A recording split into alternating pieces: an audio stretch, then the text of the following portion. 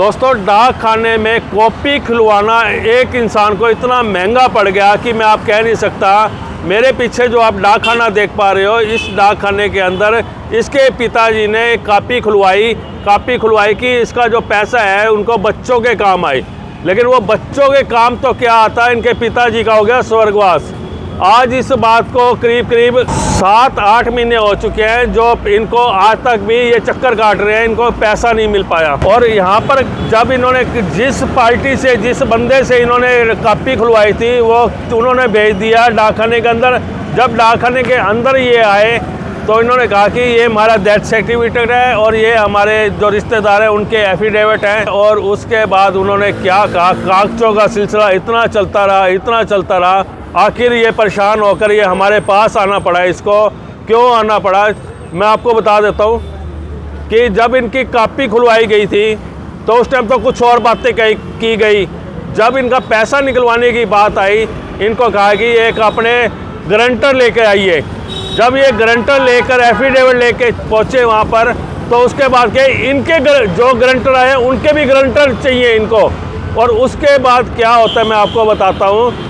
और उनके बाद वो गारंटर लेने के बाद भी क्या बोलते हैं कि उनकी ITR चाहिए। सारी बात जान लेते हैं इस भाई से, पूरा मामला बता दो जी, क्या मामला था जी। राम राम भाई, राम राम जी, आपको सबको राम राम। हाँ, ऐसे पिताजी ने करी थी हमारे वास्ते भाई। पार्टी हर कोई देखो सेविंग करता है, तो उन्होंने भी करी थी। वो उसमें उनकी गलती रहेगी या डाक खाने वाले जो जिन्होंने कॉपी खुलवाई उन्होंने नहीं बताया, मिसगाइड कर दिया कि भाई इसमें नॉमिनी भी रखो। और नॉमिनी ना उसने बताया, ना पिताजी को ध्यान रहा, उन्होंने नॉमिनी नहीं रखा।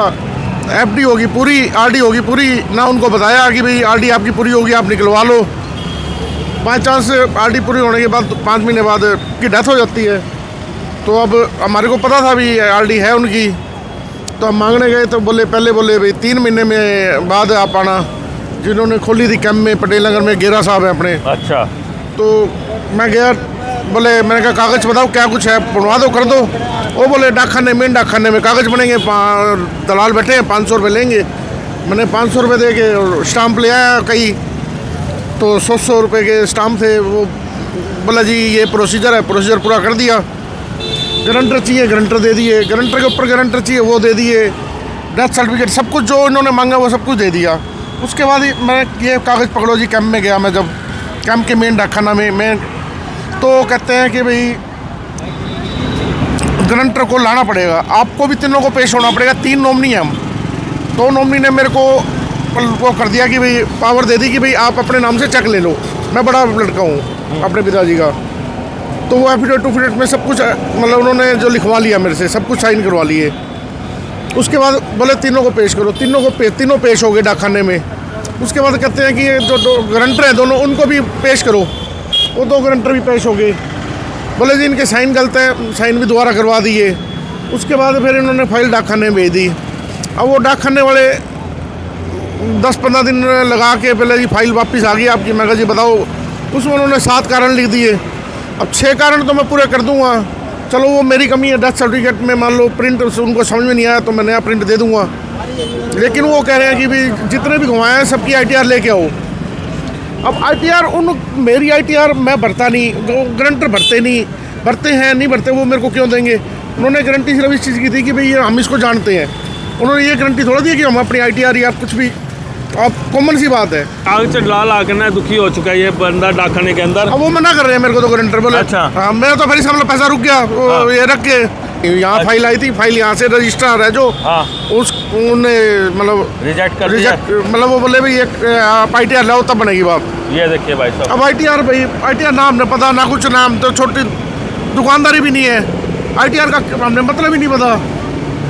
तो अब मैं फिर क्या इलाज है मेरे पास, या तो कोर्ट जाऊंगा मैं। दोस्तों ये देखिए, ये है डाक खाने के हालात। अगर आप डाक खाने में खाता खोलो, भीख मांग रहे हैं, पैसे देकर कर्जा मांग रहे हैं, मतलब भीख मांग रहे हैं। अगर आप अपना खाता खुलवाते हो तो सोच समझ के खुलवाएं डाक खाने के अंदर खाता, नहीं तो आपको भी चक्कर काटने पड़ सकते हैं। ये है सार के डाक खाने का। हाँ जी, हाँ जी। जितनी मेरे को ब्याज नहीं मिला उससे ज़्यादा मेरा खर्चा करवा चुके हैं। अच्छा, ब्याज इनका क्या है आपको सबको पता है। हाँ। भाई आधा %, 6%, 7% साल का। इन्होंने जितना मेरा ब्याज नहीं बनेगा उससे ज़्यादा मेरा खर्च करवा चुके हैं।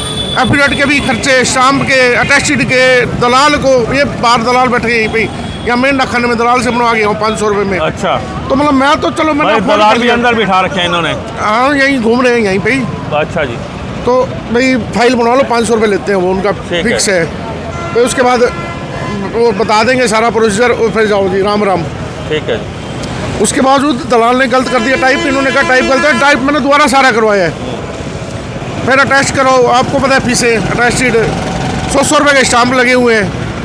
मतलब गरीब आदमी तो डाकखाने में ब्याज के सोचता है बचत भी कर लूँ, ब्याज भी कर लूँ, ना तो पैसा हुआ और पल्ले से और ब्याज तो आवे, मतलब पल्ले से और भरने पड़ रहे हैं मेरे को। तो दोस्तों, डाकखाने में खाता खुलवाने से पहले आप 10 बार इस वीडियो को देख लेना और सोच लेना कि क्या हालात होते हैं यहाँ पर, और अगर आपने खाता खुलवाना है तो डाकखाने में, तो ये वीडियो जरूर देख लेना। चक्कर काट के आप दुखी हो जाओगे, यहाँ पर आपका कोई किसी प्रकार का सोल्यूशन नहीं मिलेगा। अभी सात मतलब इनकी वो मतलब मेरी अभी रह रही है पेंडिंग में। मतलब अपनी तरफ से मैं पूरी कर चुका हूँ, और वो सामने बाबूजी बुजुर्ग बैठे हैं, उनसे मैंने 500 रुपये में काम करवाया था, पूछ लो। आप क्या कहना चाहोगे इसके लिए? भाई मैं तो ये कहना चाहूँगा, मैं फिर भी अफोर्ड कर सकता था, मेरी हिम्मत नहीं हुई तो एक गरीब आदमी का क्या होगा। ये चीज़ सोच के करो कि भाई आप डाकखाने में कर रहे हो, किसी भी चीज़ में खाता खुलवा रहे हो, जितना आपके पीछे भाग रहा है कोई एजेंट आपसे लेने के लिए, उतना ही दूर बाद में जब देते टाइम इतना ही दूर हो जाता है। मेरी कोई हेल्प नहीं है। जो आदमी रोज़ मेरे घर चौथे दिन तीसरे दिन आता था, वो आज मेरे से बात ही नहीं कर रहा कि भाई मेरे को उससे पैसा लेना है। भाई वो मेरी हेल्प करे, पैसा लेना है, अपना पैसा। हाँ। नहीं, मेरा तो है रहा ही नहीं अब। मेरा तो ऐसे हालात कर दिए इन्होंने। दोस्तों, ये चीज़ मैंने आपको दिखाई कि कितना महंगा पड़ सकता है डाकखाने में अकाउंट खुलवाना। अगर आप अकाउंट खुलवा रहे हो तो 10 बार आप सोच जरूर लेना। Thank you so much.